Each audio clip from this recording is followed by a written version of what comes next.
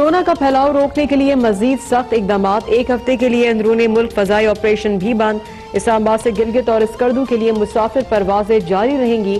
Cargo اور خصوصی پروازیں پابندی سے مستثنی قرار۔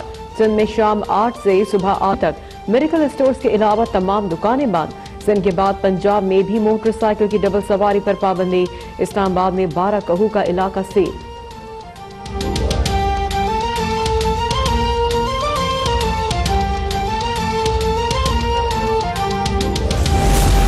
ملک میں کورونا سے متاثرہ افراد کی تعداد 1027 ہو گئی۔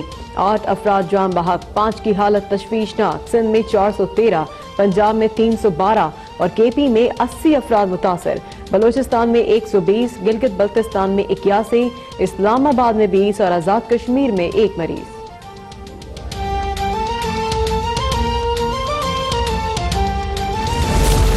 غریب ملکوں کو قرضوں کی ادائیگی میں رعایت دی جائے۔ آئی ایم ایف اور عالمی بینک کا غریب ملکوں کے قرضوں کی واپسی معطل کرنے کے لیے G20 ممالک سے رابطے کا فیصلہ۔ امیر ممالک سے ترقی پذیر ممالک کو امداد اور نئے رعایتی قرض دینے کی بھی درخواست کی جائے گی۔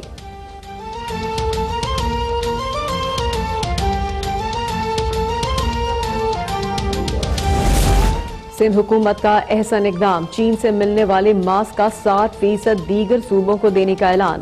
مرتضی وہاب نے کہا 5 لاکھ N95 ماسک میں سے 3 لاکھ پنجاب، کے پی، بلوچستان، گلگت بلتستان اور آزاد کشمیر کو دیے جائیں گے۔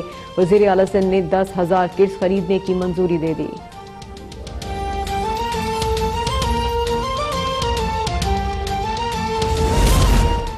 کورونا سے نجات کے لیے ملک بھر میں عوام کی اذانیں، توبہ استغفار کے بغیر کورونا سے چھٹکارا ممکن نہیں۔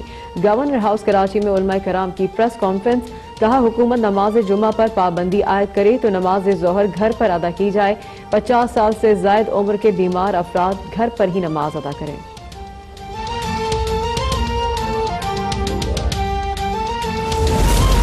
وبا کی صورت میں ریاست باجماعت اور نماز جمعہ پر پابندی لگا سکتی ہے۔ جامعۃ الازہر مصر کے علماء کی سپریم کونسل نے باضابطہ فتویٰ جاری کر دیا۔ صدر مملکت ڈاکٹر عارف الوی نے جامعۃ الازہر سے رہنمائی کی درخواست کی تھی، بزرگ افراد باجماعت اور جمعے کی نمازوں میں شرکت نہ کریں۔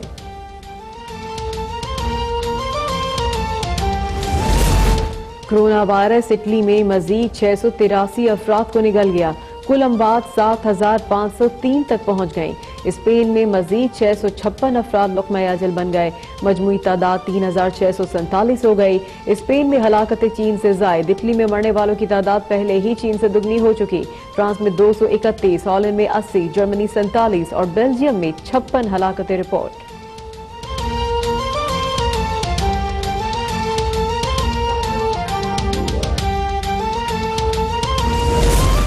کورونا وائرس سے چین اور اٹلی کے بعد امریکہ سب سے زیادہ متاثر۔ ایک ہی دن میں 247 نئی اموات، کل تعداد 1,027 ہو گئی۔ 70,000 افراد بیمار۔ صدر ٹرمپ کا ملک بھر میں ٹیسٹنگ شروع کرانے کا فیصلہ۔ کورونا نے برطانوی شاہی خاندان کو بھی لپیٹ میں لے لیا۔ شہزادہ چارلز میں وائرس کی تصدیق۔ ملک میں مزید 43 افراد ہلاک ہو گئے۔ ہنگری میں برطانوی نائب سفیر اسٹیون زیک چل بسا۔